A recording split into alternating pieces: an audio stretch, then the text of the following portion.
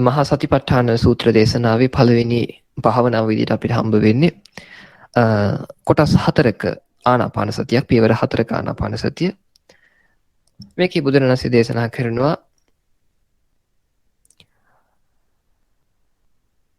කොහොමද මහණෙනි මේ කයේ කයනු බලමින් වාසය කරන්නේ කියලා ප්‍රශ්නයක් අහලා ඉද භික්ඛවේ භික්ඛු අරඤ්‍යගතෝවා රුක්ඛමූලගතෝවා ශුඤ්ඤාගාරගතෝවා නිසීදති පල්ලංකං ආභුජිත්වා උජුං කායං පනිදාය පරිමුඛං සතින් උපට්ඨපෙත්වා සෝ සතෝ වාස සති සතෝව පස්ස සති දීගං වාස සන්තෝ දීගං අස සාමිති පජානාති දීගං වා පස්ස සන්තෝ දීගං පස්ස සාමිති පජානාති රසං වාස සන්තෝ රසං අස සාමිති පජානාති රසං වා පස්ස සන්තෝ රසං පස්ස සාමිති පජානාති යනාදී වශයෙන් මේකේ මූලිකම කාරණාව තමයි ආනාපාන සතිය වඩද්දී නිදහස් තැනකට යන්න පුළුවන් කෙනෙක් ඉන්නවා නම් ලොකු වත්තක් තියනවා නම් වගේ ගහක් යටට හරි ගිහිල්ලා පැදුරක් දාගෙන වාඩි වෙන්න. වාඩි වෙලා පුළුවන් තරම් ආනාපාන සතිය වඩා හොඳයි. තමන්ගේ වටපිටාව නිදහස් වෙන තරමට ආනාපාන සතිය වඩන්න ලේසියි. ඒ කියන්නේ තමන් මීටරයක්වත් පිටිපස්සේ ඉඳ තියාගන්න, බිත්තියක් ළඟම වාඩි වෙන්නත් එපා. එතකොට වඩා හොඳ ගහක් යටට ගිහිල්ලා වගේ වාඩි වුණා නම්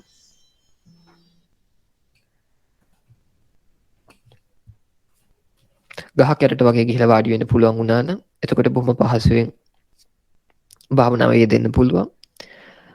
එතකොට මෙහෙම වාඩි වෙලා ආනාපාන සතිය මූලිකම ලක්ෂණයක් තමයි කොන්ද හොඳට කෙලින් කරගන්න සිද්ධ වෙනවා. කොන්ද හොඳින් කෙලින් කරගෙන කකුල පළගක් වැදගෙන වාඩි වෙන්න සිද්ධ වෙනවා. ගොඩක් දුරට අපේ පුටුවල වගේ ආනාපාන සතිය ගොඩක් සාර්ථක නැහැ. ඒ අනිත් වෙන භාවනා සිද්ධ කරගන්න පුළුවන්. හැබැයි ආනාපාන සතියේ ප්‍රතිඵල ගන්න හරි අමාරුයි. පළක බැදගත්තේ නැත්නම් එහෙම ප්‍රශ්නයක් තියෙනවා. එතකොට ඊට පස්සේ බුදුරණන්සේ නැවත දේශනා කරනවා සෝ සතෝ වස්ස සති සතෝ පස්ස සති. එතෙම බොහොම සතිමත්ව ආස්වාස කරනවා, සතිමත්ව ප්‍රාස්වාස කරනවා. තමන්ගේ සිහිය තමන්ගේ මූණ ඉස්සරහට ගත්තා. කොන්ද හොඳට කෙලින් කරගත්ත, පපුව ඉස්සරහට දාලා පළකක් වැදගෙන වාඩි වුණා. අත් දෙක කකුල් දෙක දෙපැත්තෙන් හරි එහෙම නැත්නම් දකුණු අත උඩින් වම් අත තියාගන්න විදියට කියන්නේ වම් අත උඩින් දකුණු අත තියාගෙන විදියට හරි තියාගත්තා. බොහොම ශාන්තව තමන් හුස්ම ගන්න දිහාම බලනවා. හුස්ම ගන්නවා, හුස්ම හෙළනවා. මේක දිහා බලාගෙන ඉඳි නිදහසේ. දැන් උනත් මේ කියන ගමන් අතදා බලන්න පුළුවන්. ටිකක් වෙලා යද්දී දීර්ඝ ආස්වාස වැටෙනවා තේරෙන පටන් ගන්නවා. නිකන් ඒ කියන්නේ ආස්වාසේ දිග ගතියක් තියෙනවා. කියන්නේ ටිකක් වෙලා යනකම් ආස්වාස කරනවා කියලා තේරෙනවා. අනිත් උකට තේරුම් ගන්නවා දැන් මේ එක වතාවෙම කිව්වොත් බලන්න කියලා ඒ පුද්ගලයාට බලන් ඉන්න බැරුව යනවා. මොකද මනස හැමතිස්සෙම වැඩක් කරන්නයි කැමති, බලන් ඉන්න කැමති නැහැ. එහෙනම් බුදුරණන්සේ පුදුම සූක්ෂම විදියට මුලින්ම කියනවා පියවර දෙකේදී ඒක දිහා ඒක තේරුම් ගන්න කියලා. දීගං වාදීග අස සන්තු දීගං අස සාමිති පජානාති. පජානාති කියලා කියන්නේ තේරුම් ගනි. බලන් ඉන්න කියලා නෙමෙයි කියන්නේ, තේරුම් ගන්න කියලා. දීර්ඝ ආස්වාස වෙනවා, දීර්ඝ ආස්වාස වෙනවා කියලා තේරුම් ගන්නවා. ඔන දීර්ඝ ප්‍රාස්වාස වෙනවත් දැනෙනවා, දීර්ඝ ප්‍රාස්වාස වෙනවා කියලා තේරුම් ගන්නවා. දැන් කෙටියෙන් නම් වෙන්නේ කෙටියෙන් කියලා තේරුම් ගන්නවා. පොඩි වෙලාවක් නම් ආස්වාස වෙන්නේ. තප්පරයට ආස්වාස වෙලා ඉවරයි නම් අන්න කෙටි කියලා තේරුම් ගන්නවා. ආයෙ කෙටියෙන් ප්‍රාස්වාස වෙනවා නම් කෙටියෙන් ප්‍රාස්වාස වෙනවා කියලා තේරුම් ගන්නවා. මේ විදිහට බොහොමත්ම සැහැල්ලුවෙන් කොහෙවත් දැන් කාලේ පාවිච්චි වුණාට සති නිමිත්තක් කියලා නහය අවධානය කොතන හරි තියාගන්න කියලා. මොකද අටකට අපි පැහැදිලි වෙන ආනාපාන සතියක් තියෙනවා. ඒකෙදී ධ්‍යාන වඩන්න මූලික කරගත්තු. ඒකෙදී කියන්නේ හිත එක තැනක තියලා ඒ ඔස්සේ ආස්වාස රැල්ල බලාගෙන ඉඳලා ආලෝක සංඥාවක් ඉපදුනාට පස්සේ ආලෝක සංඥාව බලවත් කරගෙන ඒක ඇතුළට කිදා බහැලා ප්‍රථම ධ්‍යානයට සම්වදින ක්‍රමය තමයි ඒක. සතිපට්ඨානේ පැහැදිලි කරන ආනාපාන සතිය විදියට මමත් මගේ පෞද්ගලික තේරුම් ගැනීමත් ඒ වගේම අපේ දැන් සාමාන්‍ය අතීතයේ අපේ හිටපු අතිපූජනීය ධම්කන්ද ධම්මරත්න ලොකු ස්වාමීන් වහන්සේගේ ඒ වගේම කටුකුරුන්ද ඥානානන්ද ලොකු ස්වාමීන් වහන්සේගේ ඒ වගේම තායිලන්තයේ සමහර අතිබහුතරයක් ස්වාමීන් වහන්සේලාගේ මතයන් ඒ කියන්නේ උන්වහන්සේලාගේ සහ උන්වහන්සේලා කෙසේ වෙතත් මගේ පෞද්ගලික අදහස මේ විදියයි. ඉතින් අට කතාවේ කියන විදිහට ධ්‍යාන වඩන ක්‍රමයක් ගැන නෙමෙයි මේකෙන් ධ්‍යාන මට්ටමට හිතපත් වෙනවා. හැබැයි බුදුරණන්සේ කිව්ව විදිහටමයි කරන්න කියන්නේ මම බාහිර කිසි දෙයක් එකතු කරන්නේ නැතුව. ඉතින් යම් කෙනෙක්ට එකට ගැටීමක් තියෙනත් පුළුවන් යම් කෙනෙක්ට එක හරි කියලා හිතෙන්නත් පුළුවන්. මම බැලුවොත් මේ දෙකම නම් මියන්මාරේ වැඩලා එක තමයි මේ අට කතාවේ තියෙන සමත ක්‍රමය තමයි බොහෝ කාලයක් පුරුදු කළේ. ඒක කෙසේ හෝ වේවා මගේ කතා වැඩන්නේ කෙසේ හෝ මෙන්න ඒ කියන්නේ මම දැන් යම් ස්ථාවරයක ඉන්නවා ඊට වඩා බුදුරණසේ කිව්ව විදිහටම වඩද්දී ඒකේ ප්‍රතිඵල වඩා සාර්ථකයි කියලා. ඉතින් ඒක ඔබටත් කියලා දෙනවා කැමති කෙනෙක්ට ඒ විදිහට වඩන්න පුළුවන්. එතකොට මේ විදිහට කිසිම නිමිත්තක් කිසිම එහෙම තැනක හිත තියාගන්න මුලින්ම බොහොම සරලව බොහොම ශාන්තව වාඩි වෙලා අවධානය මූණ ඉස්සරහට අරගෙන හුස්ම රැල්ල දිහා බලන් ඉන්නවා. ආස්වාස වෙනවා බලනවා ආස්වාස ප්‍රාස්වාස වෙනවා බලනවා. බලාගෙන ඉඳි දීර්ඝ කොහෙවත් තැනක් තියෙන තැනක් නැහැ. දීර්ඝ ආස්වාස වෙනවා දැනනවා දීර්ඝ වෙනවා කියලා දැනගන්නවා. කෙටියෙන් ආස්වාස වෙනවා කෙටියෙන් ආස්වාස වෙනවා කියලා දැනගන්නවා. ප්‍රාස්වාසයත් එහෙමයි. ඔහොම ටිකක් වෙලා බලාගෙන යද්දී ඊළඟට බුදුරණැසි තුන්වෙනි පියවර දේශනා කරනවා සබ්බ කාය පටිසංවේදී අසසී සාමිති සික්ඛති. සබ්බ කාය පටිසංවේදී පසසී සාමිති සික්ඛති කියලා. මුළු කයටම සංවේදී වෙමින් ආස්වාස කරන්නේ මේ හික්මේ මුළු කයටම සංවේදී වෙමින් ප්‍රාස්වාස කරන්නේ මේ හික්මේ කියලා. දැන් හික්මේ කියලා කියන්නේ හිතලා කරන්නේ. හික්මේ කියලා කියන්නේ ට්‍රේන් වෙනවා, පුරුදු වෙනවා. ඒකෙන් අපිට පේනවා මේ හිතලා කරන්න තියෙන්නේ කියලා. ටිකක් වෙලා එහෙම කරගෙන තමයි මුළු කයම එකට දැනෙන්න පටන් ගන්නවා. අට කතාවේ ධ්‍යාන ක්‍රමයේදී තියෙන්නේ මුලැමැදාග බලන්න කියලා ඒගොල්ලෝ එතන අර්ථකථනය කරන්නේ. ඉතින් ඒකත් වඩලා මේකත් වැඩිම තුළ මම වැඩිපුර සාර්ථකයි කියලා හිතන්නේ මේක. ඉතින් යම් කෙනෙක්ට ඒක හොඳ දෙයක් වඩන්න පුළුවන්. එතකොට දැන් මොකද හේතුව දැන් කාය සංඛාර කියන වචනේ පාවිච්චි කරන ආස්වාස ප්‍රාස්වාස වලට. හැබැයි මෙතන සබ්බ කාය කියන වචනයක් පාවිච්චි කරන්නේ කාය සංඛාර කියලා නෙමෙයි. දැන් බුදුරණන් වහන්සේ දේශනා කරනවා මම මොනවාද සාත්තං සබ්භ්‍යංජනං කේවල පරිපූර්ණ බ්‍රහ්මචර්යයන් පකාසේති කියන පරිසුද්ධ බ්‍රහ්මචර්යයන් පකාසේති කියන මම බොහොම සීල අර්ථ සහිතව පැහැදිලි ප්‍රකාශන මාධ්‍යයකින් පරිපූර්ණව පාරිශුද්ධ නිවන් මාර්ග බබසර දේශනා කරනවායි කියලා. ඉතින් කොහෙවත් අඩුපාඩු තියෙන විදියක් නැහැ. නිකන් ඊට පස්සේ ආයේ වචනවල අඩුපාඩු තියෙන විදියක් නැහැ. ඉතින් අනිවාර්යෙන් වචනේ සම්පූර්ණයි. සබ්බ කාය කියලා කියන්නේ සියලු කය. ඉතින් එහා කතාවක් නැහැ. එතකොට කාය සංඛාර කියන එකට බුදුරජාණන් වෙනම තැනක අර්ථකථනය දීලා තියෙනවා. කාය සංඛාර කියද්දි මේ කියන්නේ කාය සංඛාර කියන්නේ කයේ චලනයන්. හැබැයි මෙතන විශේෂත්වයකින් දක්වනවා නැවත ඒක එතනත් කියන්නේ අර චූල වේදල්ලා ආදී සූත්‍රවල මේ කාය සංඛාර තියෙනවා. කාය සංඛාරවල සියුම්ම මට්ටම තමයි ආස්වාස ප්‍රාස්වාස කියලා. ඒ කියන්නේත්. ඒකෙන් අපිට පැහැදිලි වෙනවා මේ සබ්බ කාය කියලා කියන්නේ පැහැදිලිවම මෙතන කතා වෙන්නේ මේ සම්පූර්ණ කය ගැන කියලා. එතකොට මේ සම්පූර්ණ කයම ටිකක් වෙලා මේ විදිහට දීර්ඝ වෙනවා දැනෙන්න පටන් ගන්නවා. දීර්ඝ ප්‍රාස්වාස වෙනවා දැනෙන්න පටන් ගන්නවා. මේ විදිහට බලාගෙන යද්දී කියන්නේ කිසිම දෙයක බරක් නැහැ. මං හිත රදව ගන්න ඕනේ කියලා අදහසකුත් නැහැ. එහෙම කිසි බරක් ගන්න එපා මනසට. බොහොම සැහැල්ලුවෙන් හුස්ම රැල්ල දිහා බලන් ඉන්නවා. ආයෙ හිත ගියත් මේ මොහොතේ නැවත හිත අරගෙන බලනවා. බලාගෙන යද්දී නැවත වතාවක් හිත බොහොම සංසිඳෙන්න පටන් ගනිද්දී එයාට පුළුවන් වෙනවා ඒ කියන්නේ එයාට මුළු ඇඟම නිකන් හිසේ ඉඳලා පාදාන්තය දක්වාම මුළු ඇඟම තමන්ට ෆීල් වෙන ගතියක් දැනෙන ගතියක් මුළු ඇඟම නිකන් එක පුංජයක් විදියට තේරෙන ගතියක්. ඒ කියන්නේ මෙච්චර වෙලා හුස්ම රැල්ල දිහා බලන් හිටියා කකුලක් තියනවාද කියලා අදහසකුත් නැහැ. ඔළුවක් තියනවාද කියලා අදහසකුත් නැහැ. හැබැයි මුළු ඇඟම දැන් සැහැල්ලු වෙලා පුංචි ආකාරයක ප්‍රීතියක් නිකන් අමුතු ප්‍රීතිය කියන එක මෙන්න මේ විදිහට හිතලා බලන්න. ඔබ රොටි අනද්දි පිටිවලට වතුර ඉහෙනවා. එහෙදී මේ පිටි බෝලේ වටේටම මුළු පිටි බෝලේටම තෙත් වෙනවා මේ වතුරෙන්. එතකොට මේ පිටි බෝලේ හැම තැනක්ම තෙත් වෙලා තියෙන්නේ පිටි බෝලේ ගුලි කරාට පස්සේ. අන්න මේ වගේ මුළු ඇඟටම මේ ප්‍රීතිය නැමැති තෙතමනය අමුතු පිනා යන ගතියක් නැමැති තෙතමනයක් පැතිරිලා තියෙනවා. මෙන්න මේක දැනෙන්න පටන් ගන්නවා.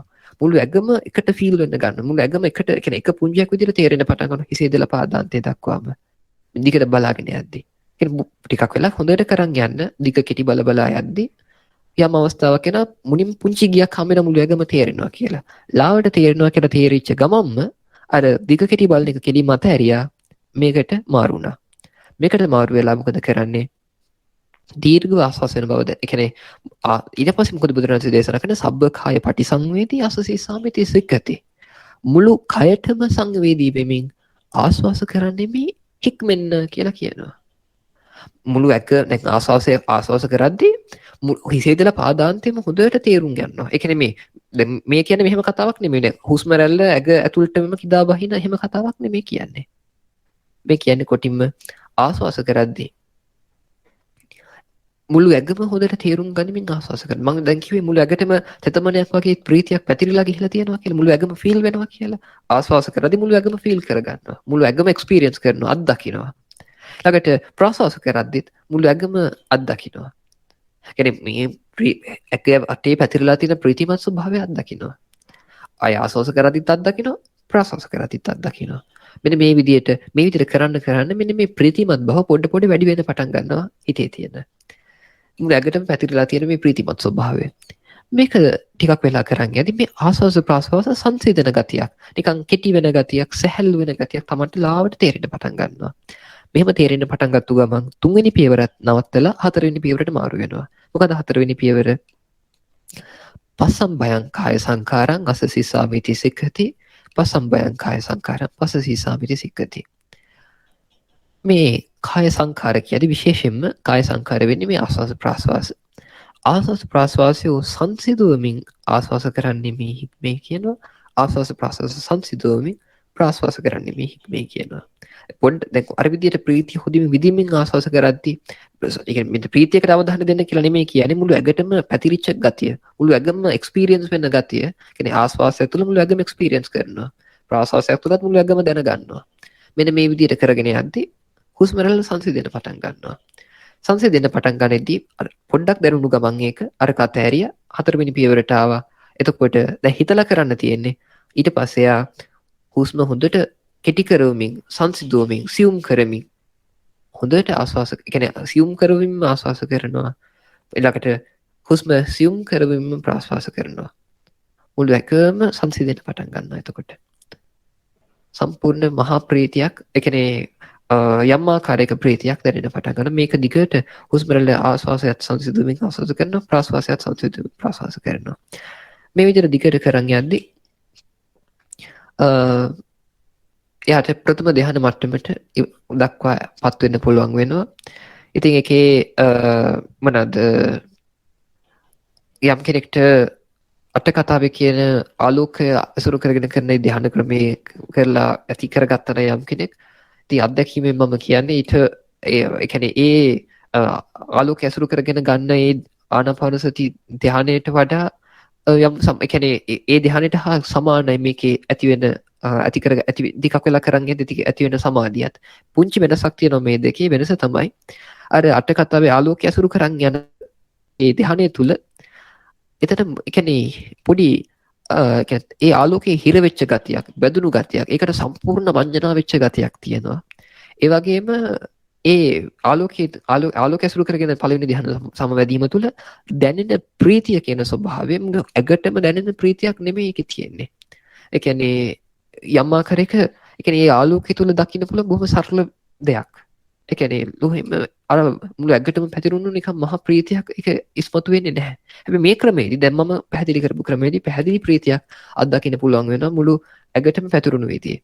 ඉතින් දිගට වෙලා ආස්වාස ප්‍රාස්වාස සංසිදුව යද්දී බොහොම සරල බොහොම සැහැල්ලුවෙන් මේ තමන්ගේ හිත මේ ප්‍රථම ධ්‍යානයේ බුදුරණවහන්සේ අර්ථ දක්වනවා විවිච්ඡේව කාමේහි අකුසලේහි ධම්මේහි සවිතක්කං සවිචාරං පඨමඥානං උපසම්පජ්ජ විහෙරති කියලා. හිතේ ඇති මේ රූප ශබ්ද ගන්ධ රස පහසත් එක්ක හිත යන්නේ නැති වෙන පටන් ගන්නවා. ඒත් එක්කම කාමච්ඡන්ද ව්‍යාපාද තීන මිද උද්ධච්ච කුච්ච විචිකිච්ඡා කියන ව්‍යාපාද මේ නීවරණ ධර්මයන් හිතට ඇති වෙන්න පටන් ගන්නවා. මෙන්න මේ දෙක සංසිඳ වීම තුළ මෙයාගේ හිත විතක්ක ਵਿਚාර සිද්ධ කරන්න පටන් ගන්නවා. විතක්ක ਵਿਚාර කියන්නේ හිත අරමුණකට නැංවීමක්, අරමුණේ පැවැත්වීමක්. දැන් මෙතන මොකද්ද විතක්ක ਵਿਚාරය? හිත ආස්වාසයේ සංසිඳුවමි කියන විතර්කයත් ඒ වගේම ආස්වාසයේ සංසිඳුවීම තුළ පතුරවන ගතියත්. ඊළඟට ප්‍රාස්වාසය තුළත් ප්‍රාස්වාසයේ සංසිඳුවමි කියන විතර්කයත් නැංවීමත් ඒකේ හිත පතුරවමින් සංසිඳවන ගතියත්. එතකොට අට කතාවට අනුව නම් එක මේ ආලෝක සංඥාවක් විදිහට නැවත නැවත ඒ ආලෝකෙට හිතපත් නැංවීමත් ඒකේ පැවැත්වීමත් කියලා දක්වන විතර්ක ਵਿਚාරය මේකෙදි මම අර්ථ දක්වන්න කැමති මේක මේ විදිහට. එතකොට හතරවෙනි අංගයට සාපේක්ෂව.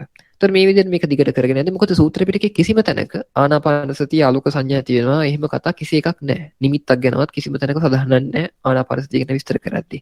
ඔය විතරක් නෙමේ ඔය පියවර 4 ඉවර කරලා බුදුරජාණන්සේ පියවර 16ක් දේශනා කරන 16ක් කරා ආනාපාන සතිය. ඉතින් ආලෝකයක් ගැන කිසිම කතාවක් නැහැ ඒකේ. ඉතින් එතන යම් ප්‍රශ්නාර්ථයක් තියෙනවා ඒ හින්දා. හින්දා ඒ කියන්නේ හරියට ගුරුවරයෙක් තෝරගන්න ගුරුවරයාගේ ගැන හිත පහදිනවා නම් කියන විදිහට කරන්න පඬිතකම් ඔක්කොම පැත්තකින් තියලා. ඒක තමයි කියන්න තියෙන්නේ. ඒකයි ඒ කාලේ මතක් කරනවා කමටහන් ගන්නෙද්දී ගුරුවරයාට මොනවද ජීවිතේ පූජා කරන්න කියලා. තේරුණාට පස්සේ ස්වාමීනි ඔබ වහන්සේලා මගේ ජීවිතේ පූජා කරමි. ඔබ වහන්සේ කැමති විදිහකට මට උපදෙස් දෙන්න. ඔබ වහන්සේ කියන ඕනම දෙයක් මම කරන්නම් කියලා. ඉතින් ඒ සමහර ගුරුවරු ඒ කාලේ 이르දිලාභී ස්වාමීන් වහන්සේලා මම ඔබට කමටහන් දෙන්නම් එහෙනම් අර ලීදට ගිහිල්ලා පයින්නයි කියලා තියෙනවා. පනිද්දිම වැටෙන්න කලින් 이르දියෙන් ගිහිල්ලා අතින් අල්ලලා උඩට අරන් එනවා. ඉතින් ඒ වගේ දේවල් සිද්ධ කරලා තියෙනවා. ගිහයට නෙමෙයි ස්වාමීන් වහන්සේලාට එහෙම 이르දි පෙන්න. ඒ ස්වාමීන් වහන්සේලා අතර 이르දි පෙන්වීමේ ප්‍රශ්නයක් නැහැ. ඒ වගේ දේවල් ගිහයට කරන්න තමයි තහනම්. ඉතින් ඒකයි සිද්ධාන්තය කෙසේ හෝ වේවා මේ විදිහට දිගට කරගෙන යද්දි හිත හොඳට ප්‍රථම ධ්‍යාන දක්වා පත් වෙන පටන් ගන්නවා. ඒ කියන්නේ හිත ඊට පස්සේ මොනවාද විවිචේව කාමේහි අකුසලෙහි ධම්මේහි සවිතක්ක සවිචාර. හිත අරමුණකට නංවීමකුත් තියෙනවා අරමුණේ පැවැත්වීමකුත් තියෙනවා. විවේකජම් ප්‍රීතිසුඛං පටමජ්ජන උපසම්පජ්ජ විහෙරති.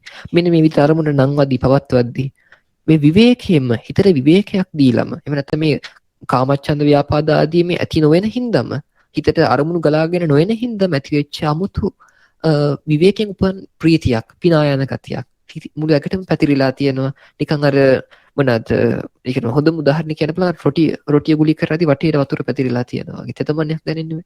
අන්න ඒ වගේ තෙතමනයක්. ඉතින් අන්න ওই විදිහට ප්‍රථම ධ්‍යානය අත්දකින්න පුළුවන් වේවි. ඒක තමයි ඒක කරගන්න පුළුවන් වෙච්ච කෙනෙක් ඉතුරු දේවල් වලටත් කමටහන් දෙන්න පුළුවනි. එතකොට අපි ඊළඟ සතියේ ඔය භාවනාවෙම අජ්ජත් බහිද්දයි සමුදය වයයි කරන විදිය පැහැදිලි කරන්නම්. මේ සතියේ මේ ටික හරියට පුරුදු වෙන්න.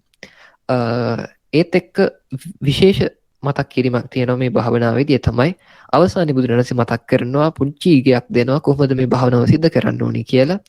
අත්ති කායෝති වාපනස්ස සතිපච්චුපට්ඨිතා හෝති යාව දේව ඥානමත්තාය පටිසතිමත්තාය අනිස්සිතෝච විහෙරති නච කිංචි ලෝකේ උපාදීයති කියලා.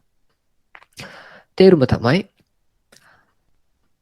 මෙතන මම කයක් ඇතයි කියලා ගන්නෙම. දැන් මෙතනදී හුස්ම රැල්ල නම් හුස්ම එහෙම නැත්නම් කය හෝ හුස්ම රැල්ල කියලා දෙයක් ඇතයි කියලා ගන්නෙම හුදෙක් සිහිය පවත්වා ගන්නත් ප්‍රඥාව වඩා ගන්නත් මේ ලෝකේ කිසිවකට ග්‍රහණය නොවි වාසය කරන්නත් පමණයි කියලා අවබෝධයේ තියාගෙන භාවනාව කරන්න කියලා උපදෙසක් දීලා තියෙනවා. ඒක හැමෝට ගොඩක් අයට අමතක වෙන තැනක්. මොකද්ද මේ මෙතනදී සිද්ධ කරන්න තියෙන්නේ? දැන් අපි ගොඩක් දුරට ආනාපාන සතිය වඩද්දී අපිට දැනෙන්න පුළුවන් හුස්ම රැල්ලත් ඒක අත්දකින මමත් ප්‍රාශ්වාසයත් ප්‍රාශ්වාසය දැනෙන මමත් ඊළඟට ආයේ හුස්ම රැල්ල මම කෙටි කරනවා හුස්ම රැල්ල මගේ සංසිඳෙනවා මම මුළු වැග්ගම දැනගනිමින් ආශ්වාස කරනවා මෙන්න මේ විදිහට මඤ්ඤණාව සිද්ධ වෙන්න පුළුවන් බුදුරජාණන්සේ කියන එතන සැලකිලිමත් වෙන්න කියලා මෙතනදී මේ ඇත්ත වශයෙන් තියෙන ආශ්වාසයත් ඇත්ත වශයෙන් ඉන්න මමෙක්වත් නෙමෙයි මේ බලන්නේ මේක දැන සිටීමක් විතරයි ආශ්වාසයේ බැලීම කියන එකත් හැබැයි මොනවාද දැනට මෙහෙම ගනිමු කියලා දැන් භාවනාව කරගනිද්දි මඤ්ඤණා කරන්න වෙනවනේ දැන් බුදුහාමුදුරුවෝ කිව්වෙත් ආස්වාස කරන්නේ මේ කියලා හික්මේ කියලානේ හිත මුළු කයම තේරුම් ගනිමින් ප්‍රාස්වාස කරන්නේ මේ හික්මේ කියලා හික්මෙන්න කියලා දැන් ඇත්ත වශයෙන්ම මමයි ආස්වාසයයි කියලා බෙදා ගැනීම කියන්නේ හිත ඇතුලේ කරගන්න බෙදා ගැනීමක් ඒක අවබෝධයේ තියාගෙන හැබැයි දැනට මේ භාවනාව කරන්න ඕනේ හින්දා මේ මඤ්ඤණාව දැනට බාර ගනිමු කියලා හිතෙන් අරගෙන මේ විදිහට භාවනාව කරන් යන්න කියලා ඉතින් එතකොට මතක් කරන්න තියෙන්නේ ආස්වාස ප්‍රාස්වාස බලද්දි මේක මේ දැන සිටීමක් කියන එකම අවධානය තියාගෙන බලන්න කියලා. වෙනත දැන් මේ ආස්වාසයයි ඒක දැනෙන්නේ මමයි කියන එක මඤ්ඤණාවක් කියලා මුලින්ම ඔලුවට නගා ගන්න. ඒක තේරුම් ගන්න මේ දෙපැත්ත දිහා. හුස්ම රැල්ලක් ගන්න තේරුම් ගන්න. හුස්ම රැල්ලයි නහයයි කියන්නේ හිතේ ඇතුලේ බෙදාගත්තු දෙපැත්තක් කියලා. හුස්ම ආස්වාසයක් තුල තියෙන දැන සිටීමක් විතරයි කියලා. මේ අවබෝධය හොඳට ඔලුවට දාගත්තට පස්සේ මේ මොහොත දැන සිටීමක් විදිහට දනිමින් ඔබට ආස්වාස ප්‍රාස්වාස දිගේ දිගට කරන් යන්න පුළුවන් වෙනවා. මෙන්න ඒ අවබෝධයම Tamanට හිත පිට නොයන්නත්, ඒ වගේම නිදිමත නොෙන්නත් ඒකාන්තයෙන්ම හේතු වෙනවා. ඉතින් භාවනාව බොහොම සාර්ථකව කරන්න පුළුවන්. බුදුරණසේ අන්තිමට දුන්නු අවවාදයත් සිහියේ තියාගෙන භාවනාවට බැස්සොත්. ඉතින් මේ විදිහට සිද්ධ කරලා බලන්න. නොබෝ කාලයක් යද්දීම සම්මා සමාධිය සම්පූර්ණ කරගන්න පුළුවන් වේවි. ඉතින් ඊළඟ සතිය අපි අජත්ත බහිද්දත් සමුදය වයත් දේශනා කරන්න. ඔබ සියලු දෙනාටම තෙරුවන් සරණයි.